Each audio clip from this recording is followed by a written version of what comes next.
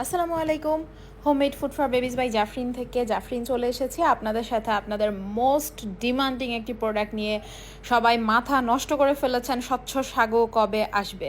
সাগুদানা অনেক রকমের হয়, কিন্তু হচ্ছে আপনারা স্বচ্ছ সাগুটাই আপনারা জানেন অনেকেই যে এটাই হচ্ছে সবচেয়ে বেস্ট কোয়ালিটির সাগু। অনেক টাইপের সাগু আছে, তবে এর মধ্যে স্বচ্ছ সাগুটাই হচ্ছে গিয়ে বেস্ট কোয়ালিটির সাগু। তো এই যে এটা কোথা থেকে আসে, হালাল কিনা, অনেক প্রশ্ন আপনাদের ছিল।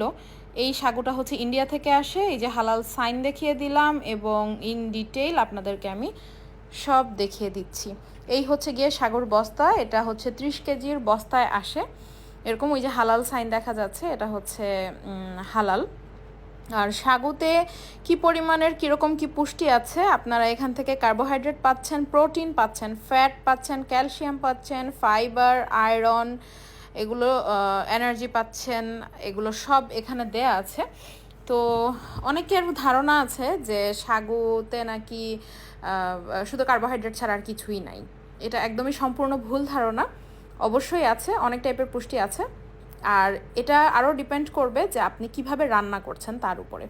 তো যাই হোক, চলুন আমরা দেখি। এই হচ্ছে গিয়ে স্বচ্ছ সাগু, যেটা আপনারা সবচেয়ে বেশি পছন্দ করেন, এবং আপনারা জেনে থাকবেন যে সাগুর মধ্যে বেস্ট কোয়ালিটি হচ্ছে এই স্বচ্ছ সাগুটা। আর স্বচ্ছ সাগুটা কিন্তু এই যে এরকম আনইভেন থাকে মাঝে মাঝে। অনেক আপু আমাকে প্রশ্ন করেছেন যে এই যে এরকম কাঁচ ভাঙার মতো এগুলো কি? এগুলো কাঁচ ভাঙা না, এগুলো হচ্ছে গিয়ে এই স্বচ্ছ সাগুরই অংশ। এটা যেহেতু গাছের কষ থেকে তৈরি হয় এই সাগুটা, আপনারা অনেকেই জেনে থাকবেন। সাগু হচ্ছে মূলত একটি গাছের কষ। সো এটা একটু আনইভেন শেপস থাকেই। এই যে এরকম ক্রিস্টালের মতো কিছু আনইভেন শেপস দেখতে পাবেন, এগুলো আপনার টেনশনের কোনো কারণ নেই, এগুলো সাগরই অংশ। তো দেখেন কি সুন্দর স্বচ্ছ সাগু আপনারা চাচ্ছিলেন এতদিন ধরে। তো চলুন আমরা রান্না প্রসেসে চলে যাই। তো প্রথমে হচ্ছে আমরা সাগু এরকম, আমি প্রথমে একটা ধোয়া দিয়ে নিয়েছি পানি দিয়ে, এরপরে হচ্ছে আবার পানি দিয়ে ভিজিয়ে রেখেছি। তো এরকম আমি মোটামুটি 15 থেকে 20 মিনিট ভিজিয়ে রেখে এরপরে হচ্ছে রান্নায় গিয়েছি। তো স্বচ্ছ সাগর যে বিশেষত্বটা, সবচেয়ে মজার ব্যাপার যেটা, সেটা হচ্ছে যে এটা ভেঙে যায় না। অরিজিনাল সাগু এটা। তো এই স্বচ্ছ সাগুটা ভেঙে যায় না। এই যে দেখেন 15-20 মিনিট ভিজিয়ে রাখলেও এটা এরকমই থাকবে, ভিজিয়ে ভেঙে একদম গলে যায় না। এই যে দেখেন রান্না প্রসেসে চলে এসেছে। এটা রান্না হওয়ার পরেও একদম মিশে সুজির মতো হয়ে যায় না, যেটা আটার সাগু হয়ে যায়। চলুন রান্না করে দেখিয়ে দিচ্ছি আপনাদেরকে। আমি আজকে ফর্মুলা মিল্ক দিয়ে কিভাবে রান্না করবেন সেটা দেখিয়ে দিচ্ছি। তো এজন্য আমি পানি দিয়ে রান্না করছি।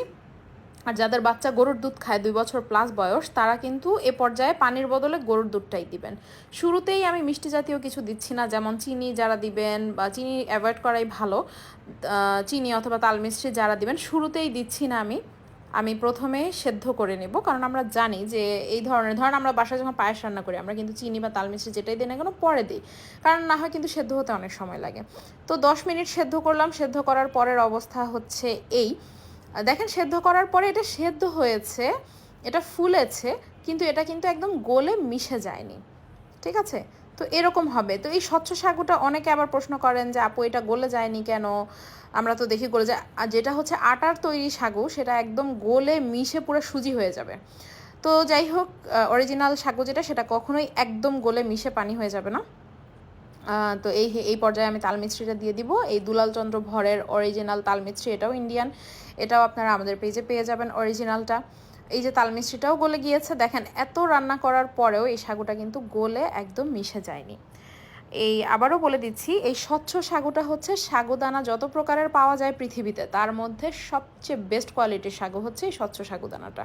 তো আমি সবসময় চেষ্টা করি আপনাদেরকে বেস্ট কোয়ালিটিটা দেওয়ার। তো স্বচ্ছ সাগুটা পেয়েছি, অনেক স্টকে আছে, আপনারা কিন্তু অর্ডার করতে পারেন। 500 গ্রাম 1 কেজি। তো এই হচ্ছে গিয়ে রান্নার পরের অবস্থা। দেখেন কি সুন্দর পার্লগুলো সেদ্ধ হয়েছে, বাট গলে যায়নি। তো এই যে ফর্মুলা মিল্ক যারা মিক্স করবেন, এই চুলা থেকে নামিয়ে, যেহেতু ফর্মুলা মিল্ক চুলায় রান্না করা যায় না, এভাবে ফর্মুলা মিল্ক মিশিয়ে দিবেন। সাথে কিন্তু আপনারা আমাদের প্রোটিন পাউডার অ্যাড করতে পারেন, এতে প্রোটিনের, কার্বোহাইড্রেটের পাশাপাশি প্রোটিনের পরিমাণটা এতে বাড়িয়ে দিতে পারেন। তো সাথে আবার আমাদের মিক্স বাদাম পাউডার অ্যাড করতে পারেন, আপনারা সাথে চিজ অ্যাড করতে পারেন। আপনারা অনেক কিছু কিন্তু চাইলে অ্যাড করে সাগুদানাটাকে আরও বেশি পুষ্টিমান সম্পন্ন করে তুলতে পারেন বাচ্চাদের জন্য।